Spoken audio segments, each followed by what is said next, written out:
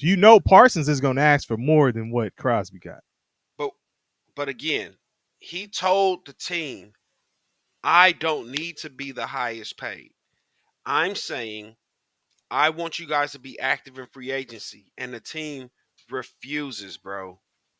Like Yeah. they still want to drag their feet. Now they're dragging their feet to where you're you're playing the game with your players to where you're pissing them off because it's bad relations.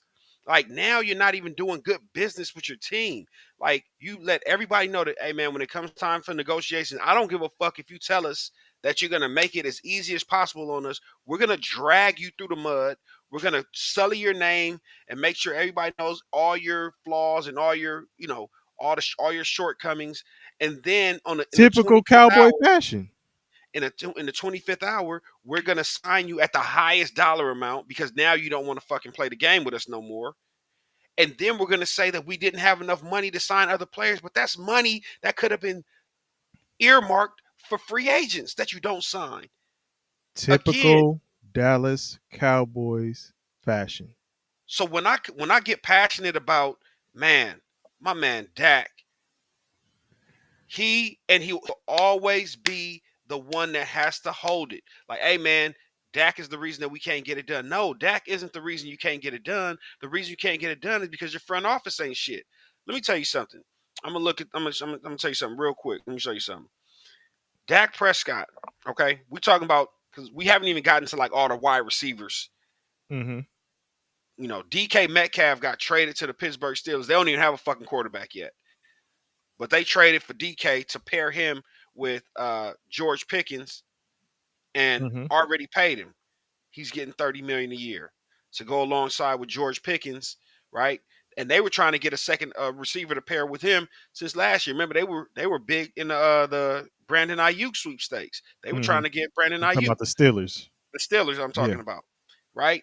And they're known as a defensive team, but everybody, everybody that's competing or trying to compete, they have multiple receivers. It's not just one, right? You got, let's see here. You have uh, AJ Brown and Devontae Smith in Philly. You got Puka Nakua, and they just got rid of Cooper Cup. Who they bring in? Devontae Adams, right? We're gonna give Matt Stafford weapons so that he can actually compete. So that when he goes to Philly and a chance to go to the NFC Championship game, he's got weapons. He's got ammunition. He's not walking out there with a pop gun, some bubble gum, a rubber band. Like, so you got AJ Brown and Devontae Smith in Philly. You got Puka Nakua and Devontae Adams with the Rams. You got Tyreek Hill and Jalen Waddle with the Dolphins. You got Metcalf and George Pickens with the Steelers. You have Jamar Chase and Higgins with Cincinnati. You got Mm-hmm. Jefferson and Addison with Minnesota. You got McLaurin, and they went and added Debo in Washington. Why the fuck can't Dak have good things?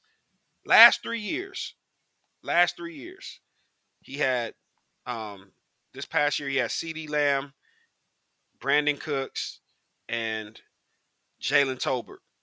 That was Dak's receiving core for 2024. Mm-hmm. I sent you an article a day or two ago letting you know that Brandon Cooks said, "Hey, I'm a free agent right now. I'm willing to come back to the Cowboys, but only if they're willing to use me correctly." So now you're talking about Yeah. not only Which that's the when they coaching. first got him, what the fuck did I say when they first got him? I had been saying, what the Yeah. fuck are they doing with Cooks? You remember that shit, Yep, right? yep. Trying to use him like a DK Metcalf. He's small as shit. Y'all got him running shallow crossers and doing like these possess like Keyshawn Johnson type routes. Like he's a speedster. Like he's trying to go up the field. But anyway, so you have a CD Lamb, a misused um, Brandon Brandon Cooks, who was Cooks. also injured half the year, Mm-hmm. and Jalen Tolbert didn't do anything. 2023, you had CD Lamb, Brandon Cooks also being misused. Michael Gallup, 2 years removed from ACL surgery. That was his Mm-hmm. last year. He retired Yeah, after he's that's that. Okay. crazy. Year before that, in 2022, you had CeeDee Lamb, Michael Gallup coming off of ACL surgery. So this is his first year of his return. Noah Brown. They got T.Y. Hilton at like week 10 or 11 of the season. Mm-hmm. This is who you're sending your top paid quarterback. This quarterback where you have a window to go win, and you're sending him out there with these weapons, and you're saying like, "Hey man, go compete against the San Franciscos of the world. Go compete against the Philadelphias of the world. Go compete against the L.A. Rams of the world." And which people don't really speak on, but your running game is Oh, actually a part of your passing game too, come right? on, come on. Play action and all of, and all of that stuff. They haven't addressed the running back. In 2 years, So, remember they franchise tag Tony Pollard coming off of a broken uh, fibula, mm-hmm, right? So you have Tony Pollard, and again, that just goes to show you how they don't how they mismanage the market.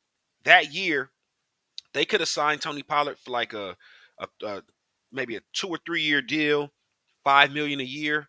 mm-hmm, The running back market was depressed that year, but instead they franchise tag him, not knowing what the market is, right, pay him 10 million, send Zeke on his way. He's coming back from a surgery that happened in the playoffs, and he didn't look good.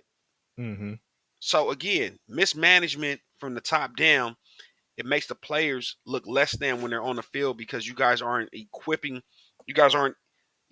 them with the proper weaponry. Like I told you, the real teams, the good teams, they load the clip. Look at the Rams, bro.